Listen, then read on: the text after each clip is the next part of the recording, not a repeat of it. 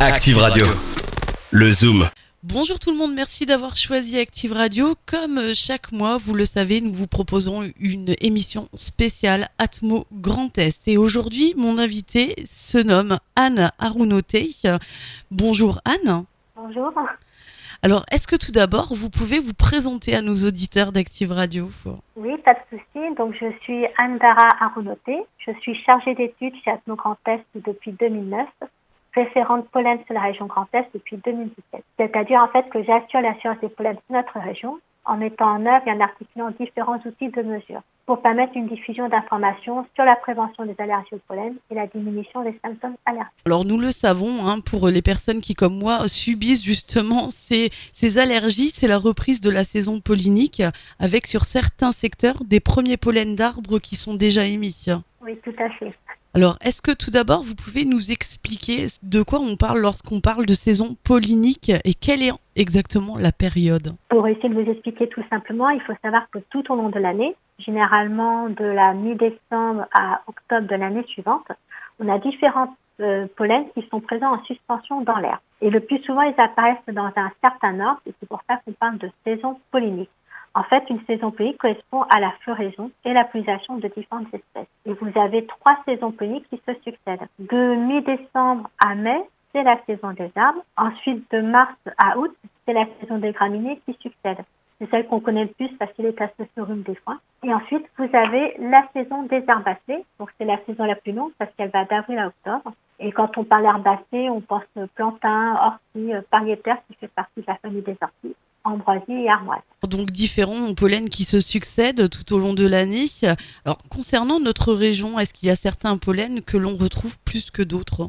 Alors, je ne vous dirais pas qu'on retrouve des pollens plus que dans d'autres régions.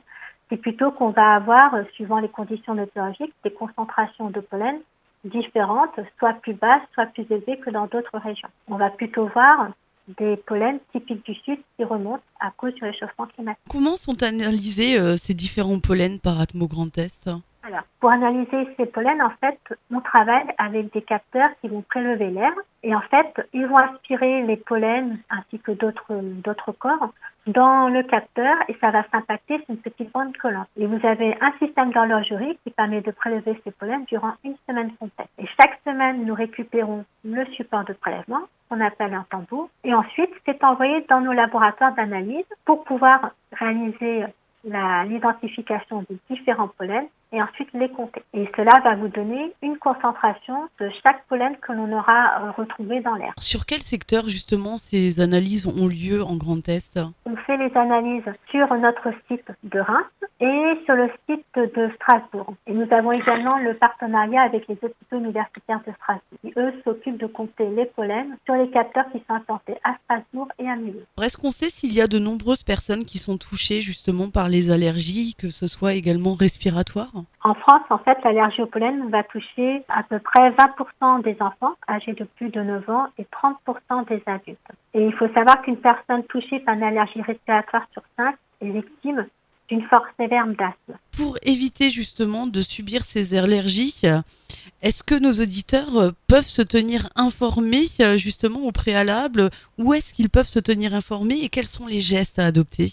Déjà, pour ce qui est de l'information, ils peuvent s'informer sur différents endroits. Déjà, sur notre site Atmo Grand Est, ils peuvent accéder en fait à la page pollen et notamment à la page des données qui vont leur permettre d'avoir une information sur le risque allergique actuellement calculé et l'espèce qui est responsable de ce risque allergique. Ils peuvent également retrouver ces informations en s'inscrivant sur nos bulletins pollen et dans ces bulletins, ils vont retrouver l'ensemble des espèces que l'on a actuellement dans la région, le risque allergique associé et des informations qui sont liées à des cartes de prévision des concentrations en pollen. Si maintenant ils veulent s'informer un peu plus sur tout ce qui est émission de pollen en temps réel, ils peuvent également aller sur notre site Pollinaire. Donc Pollinaire, c'est un réseau d'observateurs citoyens bénévoles. C'est-à-dire que des citoyens présents dans tout le Grand Est vont informer les personnes allergiques des espèces qui sont actuellement soit en floraison, soit en début de pollinisation, soit en fin de pollinisation. Comme ça permet d'informer les personnes qui en ont besoin. Et autre chose importante, la pollution de l'air en fait impacte de façon assez négative les personnes allergiques parce que ça évite les voies respiratoires. Donc On conseille également de consulter régulièrement notre site internet pour se tenir informé des pics de pollution de l'air. Et par rapport aux différents gestes qui peuvent aider à diminuer un peu les symptômes, ce que l'on conseille souvent, c'est d'aérer le logement 2 fois par jour pendant 10 minutes, soit tôt le matin, avant la pollinisation, soit tard le soir. On propose également aux personnes qui ont envie de faire des activités extérieures de privilégier plutôt la fin de journée. Parce que dès que le soleil commence à décliner, vous avez moins d'émissions de pollen. Il faut essayer d'éviter en intérieur tout ce qui est substances irritantes et allergisantes, comme les parfums d'intérieur, le tabac, parce que cela va impacter également les allergies au pollen. Éviter de faire sécher le linge dehors. Pensez à rincer ses cheveux le soir, parce que forcément, les pollens se collent aussi sur nos cheveux. Et pour les personnes qui sont vraiment allergiques, on leur conseille plutôt de porter un masque, un chapeau, une casquette et même des lunettes de soleil. Et en voiture, si c'était possible, rouler les fenêtres fermées. Eh bien, merci Anne pour ces précieux conseils et on vous remercie d'avoir accepté notre invitation. Merci également à vous pour cette invitation. Info locale, reportages et bons plans, c'est ici, Active Radio. Tous les jours, au plus proche de vous.